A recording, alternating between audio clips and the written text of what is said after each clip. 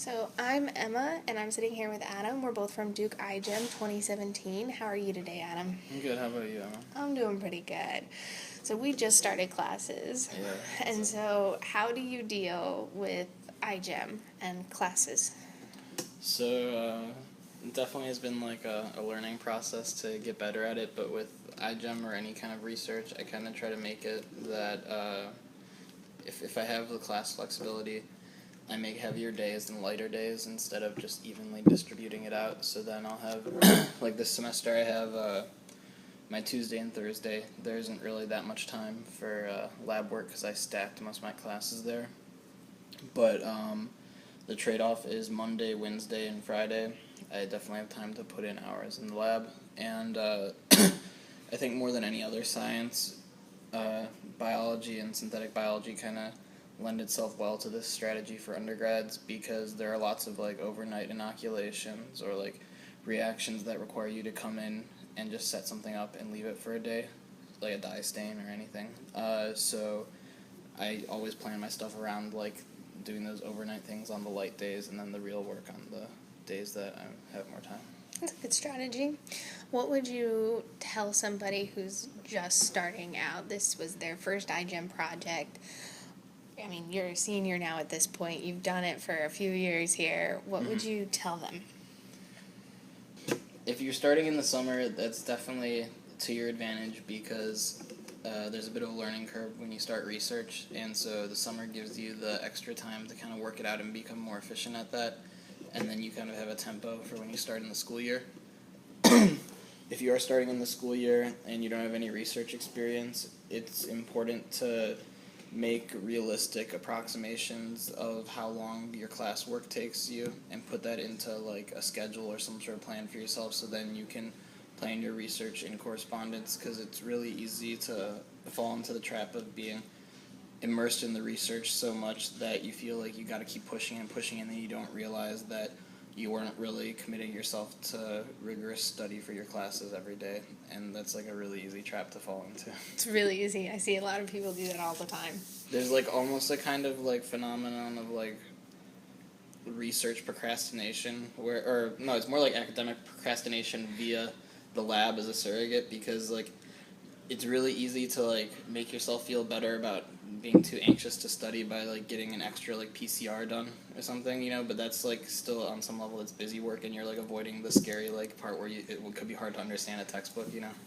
So I'm definitely guilty of that sometimes. Everybody is. How long have you done iGEM? I did it since my freshman year. Since your freshman year. So what made you pick iGEM and keep doing it? I mean, you've done it Right. over and over and over again. Why do you keep coming back? What makes it so great? So I came into Duke open-minded to studying anything. I wanted to like just try a lot of courses and see what interested me the most. And being in the Trinity College where there's lots of like liberal arts requirements, that works really well. You can knock those out your first year and get a feel for what you want to do. And I definitely recommend that to anyone, even if they think they already have an idea, because like how you experience areas of study in college is really different than most high school experiences. But yeah, so I took the intro bio class at Duke my freshman year, and I was just completely in love with it. And I like realized as I was taking like, okay, yeah, this one I'm gonna spend my undergrad time doing.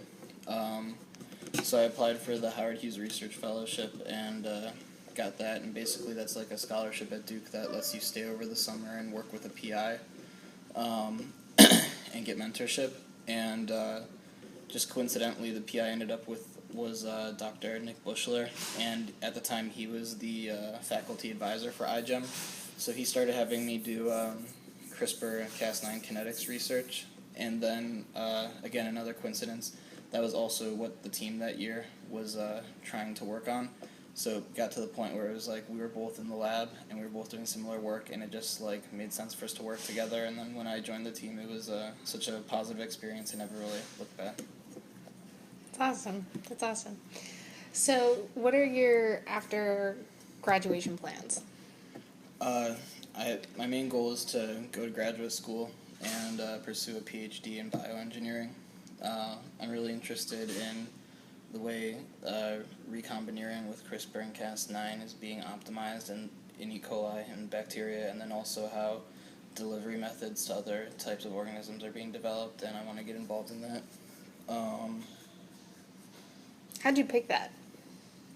I mean, So how do you find your passion? Because, I mean, yeah, in I see what you're iGEM, you saying. pick one project for your whole team, and it's hard to kind of do other things. So how do Right. you know what you want to do? I mean, I know how I've thought about it, but I feel like I'm very untraditional in Yeah. the way that I make decisions. So how did you make your decision? So for me, I think it was just kind of like I think it's important that it's like organic and it's a narrowing process of elimination over time, because if you're lucky, you find something and you somehow know that it's the thing, you know, but there's definitely, for most people, and it was the case for me, a lot of trial and error, you know, and I think it's important just to accept that process and like let it play out naturally. Because, like I said, I didn't know what I was going to do when I got to Duke. I was considering a bunch of different stuff. Then I took classes, and by the end of freshman year, I figured out, okay, I'm interested in science and biology, and physics and chemistry were all really equally interesting to me. Then I spent the summer doing research in the Bullshit lab and joining the iGEM team, and that was when I realized, like, okay, biology might actually be the area for me, but because of how interested I was in chemistry and physics, I wanted to incorporate that into my understanding of science. Like, I didn't want to abandon that. So then, in my sophomore year, I was able to figure out that the right major for me was biophysics, because it takes the laws of nature that you learn in physics and chemistry and then apply that to biological principles. And then, you know, our junior year we spent working on Taxol, which was really different than CRISPR-Cas9 research, and that was a really good experience because I got to do other types of research, and by comparing I was able to see, like, yeah, the Cas9 stuff, I really am interested in it. It wasn't just like my first experience. Now I had something to compare it to. And then I guess this last summer with iGEM, just spending it, just getting more and more in depth in research, and able to like say even more confidently, like, yeah, I want to go to grad school and like improve this. So I think I got lucky that I didn't have any like large pitfalls of like going in a direction and then 180ing, but at the same time I was also kind of patient and was like, well, I'll figure it out as I figure it out. That's awesome. That's a good way to do it. You said something about, you know, trial and error process, and I'm sure Yeah. any Dukies out there listening will identify with this at Duke, and any scientist will identify with it. Science fails. That's part of our job, to find it when it fails and to fix it or to correct for it. So how do you deal with those failures? How do you deal with that trial and error process? I mean, sometimes it's crushing. So how do you come back to it and fall in love with the science all over again? I think it's like a bit of a meditative process that developed over time, because all my love for science and like doing that, like, I keep it in principle. Like, I know why I like science. I like it because like of the way that the complexities of it can be built off the simple principles, and you can like study that and build like a scaffolding to understand the knowledge from A to Z. But I don't think about that when I'm like doing my experiments in the lab. Like, the important this is gonna sound just dark, but like you need to I remove like my idealism and like expectations from the actual work, and then I use it like later as a way to like re-energize and like go back into it. But while I'm doing the experiments, I try to just remain like unemotional and impartial, and like go into it not expecting failure, but knowing it's like part of the process. I guess what I'm saying is the best defense for the monotony of repeated experiments and it not working is to know that that's normal and it's part of the process. That's a very good thing to remember. Or just something that people don't tell you when you get going. I wish there was a better answer than that, but it's more just like managing the feelings of highs and lows to a point where like you're just focused and you accept that it's part of it and then just keep moving. That's a good answer. That's a good answer. What do you do when the gels don't? What do I do? I try to think about how I can fix it.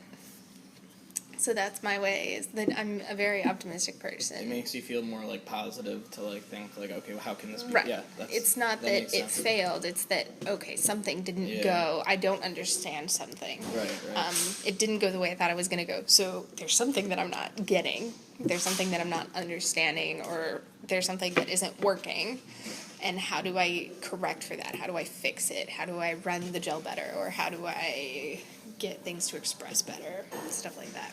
I think for me, harder than just like stuff, the idea of stuff failing is more like the entropy of like stuff not working, where you start to try to like test for the mistake, and then things don't consistently make sense, and then you start to question like quality control of like your materials and like Right. everything, and you're like doing all these controls to just change one thing and see if that was the issue.